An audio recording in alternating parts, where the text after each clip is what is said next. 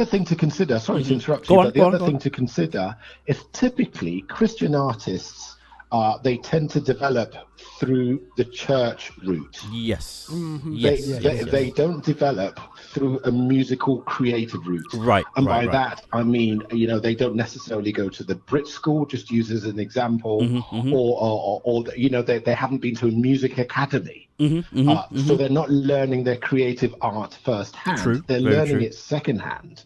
And because again, I'm speaking specifically about the Black church here, because we've got a strong musical heritage, your primary influence is going to be that kind of classic church sound, and your street music education is going to come from what you probably see on SBTV, etc., etc.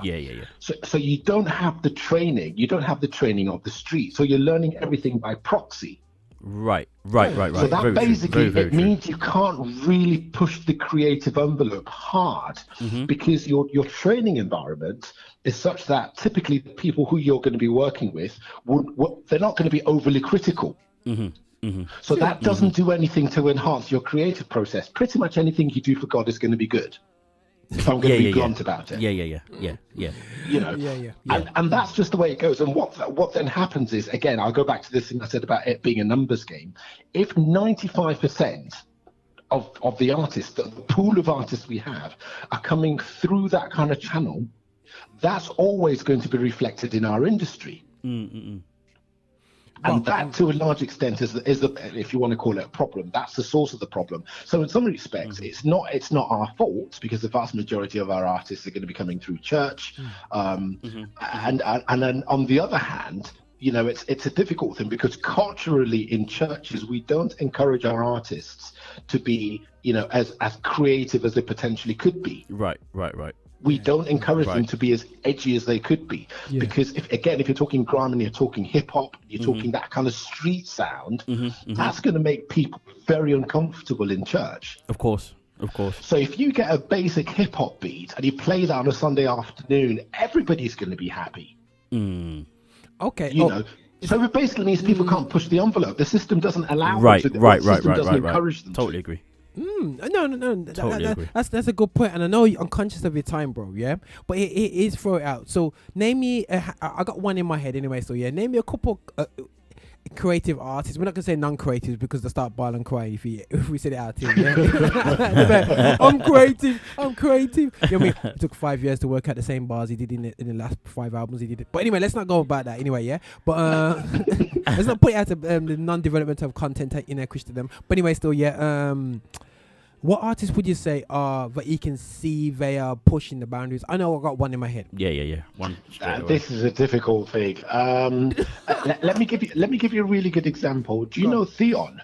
Oh, that's the exact same one we had in our head. That's the one in my head. Exactly. As well. There you go. So Theon, for me, is a classic, well-rounded creative artist. Most definitely. Because of course he's got the visuals. Is a video director.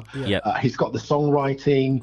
He looks after literally everything, from his image through to the story. And the thing I like about what he does is it's very, very Christ-centered. It's aggressively Christ-centered. Very, very. He makes no apologies. Now, he hasn't got the commercial sound, but he's not worried about that. Right. The message of the gospel is paramount, and that's kind of where he takes it from. And that, for me, he's the archetypal artist who can do both. They can be, as creative as possible, but also as Christ-centered as possible. And also, if you drill down into the lyrics, they're not just kind of cheesy throwaway lyrics. No, he's put some thought into it. And this is the exact same thing I'm talking about when it comes to confidence. You know what I mean? Yes, Obviously, exactly. he does all of that 100% because of the on confidence he has in everything that he does. He knows how to direct a video. He knows how to write a song. He's confident in the message and the words that is being given, and he'll tell you it's from God, and you know what I mean, and all that type of thing there, because he's confident in what he has and what he does. Somebody else who's got the same thing, but he's a bit more street. Is Still Shady. Okay. You know what? Still, yeah. Okay, that's an interesting one. Still, because I was saying to someone the other day, I was like, yo, I like his bop track. And when I heard a couple of his latest tracks, and I'm like, yo, that's a bit different still. You know what I'm saying? So okay. Check out Everything Changed. It's very. If you like walk with bop, you're probably going to like Everything Changed. Okay. And also from a lyrical point of view as well, he's doing really well. Yeah. For me, anyway. Yeah. Oh, most definitely. What about any female artists out there that you think are real cool creatives? Sorry. I struggle. Yeah. I tell you why. Again, I don't say that as a criticism against female artists specifically. I go back to the numbers. It's difficult to actually get female creatives coming through. Full stop. Just because our environment doesn't support that. You know, if you're talking vocalists, we've got them by the bucket load. But if you're talking complete artists like you would have with a Governor B, or you'd have with a Theon, or you'd have with a Still Shady, you're going to struggle. You can choose the same names. You know, you can go for Loreen Cato, you can go for Sarah Tabo. Of course. In your neck of the woods, for example, I can think of Estella Letman. Yep. But I'm kind of thinking, you know, complete artists, apart from Sarah Tabo, I can't really think of much, you know. And certainly when we then come into the urban space, I can think of a few, but not your archetypal, you know, let's be really blunt and honest type of, you know. Like, I can't think of many. Yeah. And I'm sure if you gave me 5 more minutes, I could probably find you 1 or 2 names, but not many. But this makes us struggle though, bro. And I know I'm gonna end on this point still. Yeah, is that us on the media side of it? I know you thrive off of stuff. I never forget when Theon first came out, bro. You were sharing him like crazy, bro. Like you was like, oh my gosh. And then A doesn't tell me like, yo, check out these things, check this guy out, and we checked him out and we put him on our show and whatever. It's great.